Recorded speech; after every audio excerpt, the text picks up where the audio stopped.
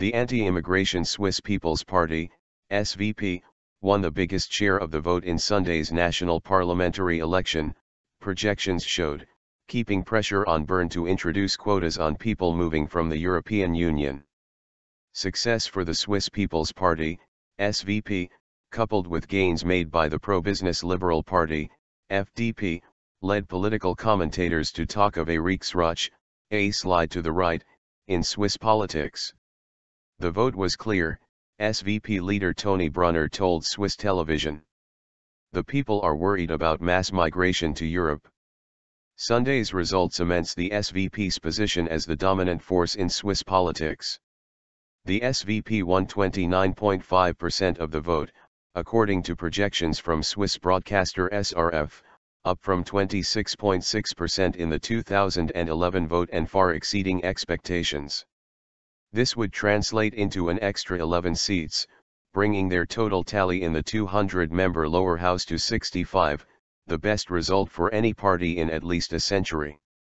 The election gains for the SVP, which was already Switzerland's biggest single party, come 20 months after the Swiss in a referendum backed limits on foreigners living in the Alpine nation. The SVP had strongly supported the restrictions.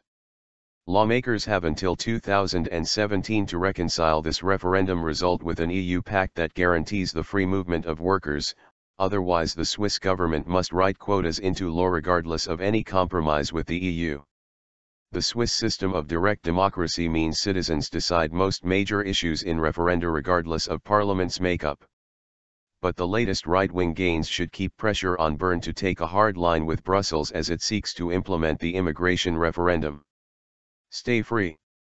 The left-leaning Social Democrats, SP, finished in second place. Their share of the vote rose 0.2 percentage points to 18.9%, but they were set to lose 2 seats, according to the SRF projections.